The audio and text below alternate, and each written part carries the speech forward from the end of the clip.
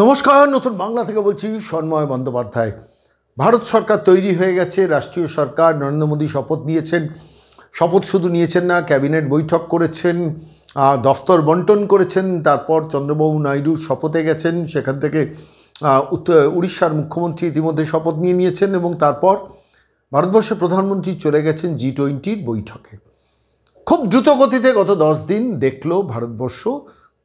4 তারিখে নির্বাচনের ফলাফল বেরিয়েছে। ইন্ডিজোট যখন প্রস্তুতি নিচ্ছে যে কিভাবে সরকার গড়া যায়, ততদিনে সরকার গড়ে দফতর বন্টন করে এবং শরিকদের সবাইকে একত্রিত করে একাত্তি ছোটোখাটো মনোমালিন্য দেশে রেখে বিদেশে চলে গেলেন ভারতবর্ষের প্রধানমন্ত্রী। ঠিক সেই সময় দাঁড়িয়ে এই পশ্চিমবঙ্গ, বাংলা কিন্তু আছে বাংলাতেই, এবং সেই বাংলায় রাজনীতিবিদরা কিন্তু আছেন রাজনীতিতেই। যেমন ধরুন, আমি বলছি 29টা আসন জেতা তৃণমূল, তার একজন সাংসদের নাম হচ্ছে দীপক অধিকারী। অভিনেতা দেব ঘাটাল থেকে জিতেছেন, হিরণকে হারিয়েছেন। সেই দেব আবার সপাটে মানুষকে বিভ্রান্ত করা শুরু করে দিয়েছেন। আমি কেন বলছি বলুন তো? আমি এই প্রতিবেদনটা পেশ করছি এই কারণে, এই বিষয়টা নিয়ে, যে দীপক অধিকারী দেব অভিনেতা, তিনি 10 বার, মানে 2014-এ প্রথম নির্বাচিত হয়েছেন, 2019-এ নির্বাচিত হয়েছেন, তারপর এবার 2024-এও আবার নির্বাচিত হয়েছেন। হিরণকে হারিয়েছেন, নির্বাচিত হয়েছেন। কিন্তু নির্বাচিত হওয়ার পরই আচমকা আমরা কি দেখলাম? আমরা শুনলাম যে তিনি পার্থভৌমিক সেচমন্ত্রী এখনও পর্যন্ত আছেন। সেই পার্থভৌমিকের সঙ্গে মিটিংয়ে বৈঠকে বসছেন কি না, ঘাটাল মাস্টার প্ল্যানকে কীভাবে এফেক্টিভ করা যায়।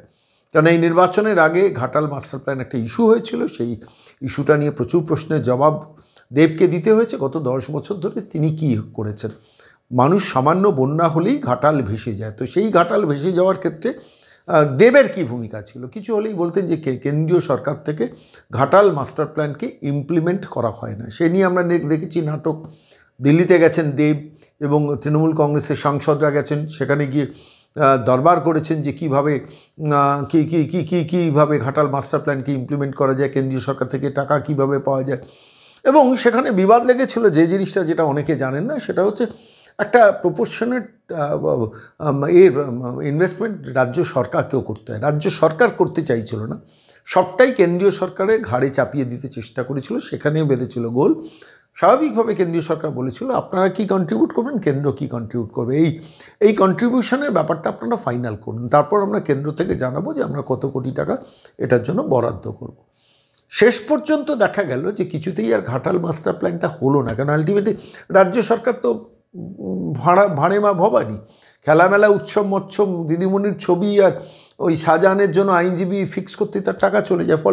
ফলে তো আলটিমেটলি যেটা হয় সেটা হচ্ছে ঘাটাল মাস্টার প্ল্যান এফেক্টিভ হয়নি এবং ঘাটাল কিন্তু জলের মধ্যেই ডুবে থেকেছে বছরের পর বছর। আর যেই ডুবতো তখনই মমতা বন্দ্যোপাধ্যায় চলে যেতেন, গোড়ালি ডুবিয়ে ছবি তোলার জন্য ক্যামেরাম্যানদের নির্দেশ দিতেন, আর ওদিকে দেব গিয়ে পাশে দাঁড়াতেন, দিয়ে বলতেন যে এবার একটা কিছু করতে হবে। কিন্তু ঘাটালের মানুষের কিন্তু ভাগ্য ফেরেনি। সেই প্রেক্ষিতে আমরা এবার দেখলাম যে রাজ্য সরকারই নাকি ঘাটাল মাস্টার প্ল্যান ইমপ্লিমেন্ট করে দেবে, এমন একটা ইমপ্রেশন তৈরি করা হলো। রাজ্যের মুখ্যমন্ত্রীও সেই জাতীয় কথা বলছেন। পার্থভৌমিক সেচমন্ত্রীর সঙ্গে বসে গেলেন দেব এবং জমি কিভাবে কোথা থেকে কোন কোন জায়গায় জমি অ্যাকোয়ার করা যাবে সেই সব নিয়ে আলোচনা করলেন। করে একটা লম্বা চওড়া বিবৃতি দিয়ে দিলেন, আমাদের কাজ খুব দ্রুত শুরু করব, 6 মাস 9 মাস 8 মাস 10 মাস 11 মাস 12 মাস এইসব করলেন। আমাদের প্রশ্ন একটা কথা, দেব আপনি চেষ্টা করছেন, খুব ভালো কথা, এত বছর করেননি কেন? গত 10 বছর ধরে আপনার কী ভূমিকা ছিল? আপনি তো সংসদেই যেতেন না। 2014 থেকে 19 আপনার সংসদে অ্যাটেন্ডেন্স ছিল 11%। 2019 থেকে 2024 সংসদে অ্যাটেন্ডেন্স ছিল আপনার কত? 12%, অর্থাৎ 11 থেকে 12%। অর্থাৎ প্রতি 100 দিন যে সংসদ বসত তার মধ্যে 11 দিন আপনি উপস্থিত থাকতেন। 2014 থেকে 19, 2019 থেকে 24 12 দিন আপনি উপস্থিত থাকতেন। এই অ্যাটেন্ডেন্স নিয়ে সংসদ থেকে কিছু আদায় করা যায়, সরকার থেকে কিছু আদায় করা যায়? সংসদে নয় 11 দিন গেছেন প্রতি 100 দিনে। তো তার মধ্যে আপনি সরকারের কাছে গিয়ে দরবার করা, সে ঘাটাল মাস্টার প্ল্যান আনা, সেই কাজটা কতটুকু করেছেন? আজকে যদি আপনি রাজ্য সরকারকে দিয়েই করাতে চান মনস্ক, মানে যে ধরনের ইমপ্রেশন তৈরি করছেন, তাহলে গত 10 বছর ধরে সেটা করেনি কেন? দিদিকে বলতে পারতেন না যে ঘাটালের মানুষগুলো তারা ভোট দেয় তৃণমূলকে, সেই মানুষগুলোর জন্য অন্তত দিদি এটা করুন।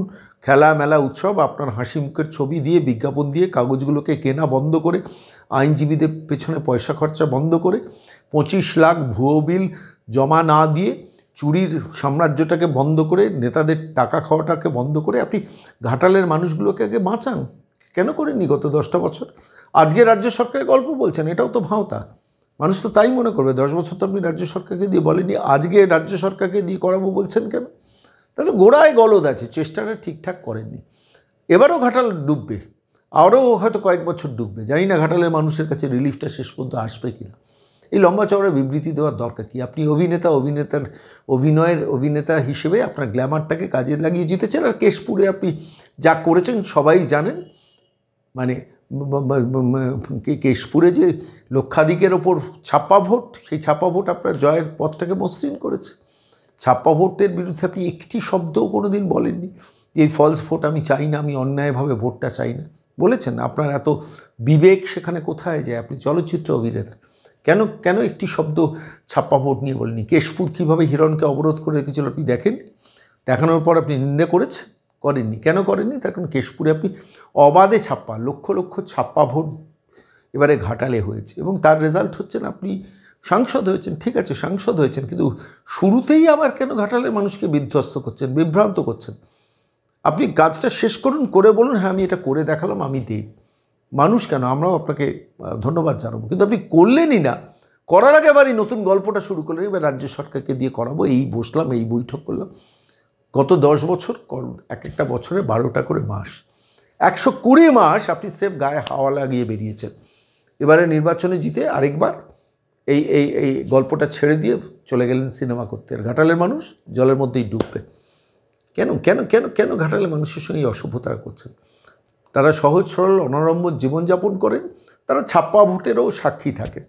তো সেই মানুষের ছাপ্পা ভোট এবং তাদের ভোট সব মিলিয়ে আপনি জিতেছেন। জিতে এবার অন্তত ঘাটালের মানুষকে একটু মুক্তি দিন, একটু কথা কম বলুন। কথা বলতে হবে না, আপনি সিনেমা জগতে গিয়ে কথাবার্তা বলুন, সিনেমা জগতে বলুন। আপনি নির্বাচনে অনেক কথা বলেছেন, এবার সিনেমা জগতে বলুন। কিন্তু প্রশ্নটা হচ্ছে যে ঘাটালের মানুষকে, জলবন্দী মানুষকে আবার দয়া করে এভাবে বিভ্রান্ত করবে না। হাত জোর করে বলছি দেব আপনাকে, আপনি সেচ মন্ত্রীর সঙ্গে বৈঠক করে সেটা নিয়েও প্রেস বিবৃতি দিয়ে ওই নিউজ 18 চ্যানেলকে দিয়ে দেখলাম সম্প্রচার করাচ্ছেন।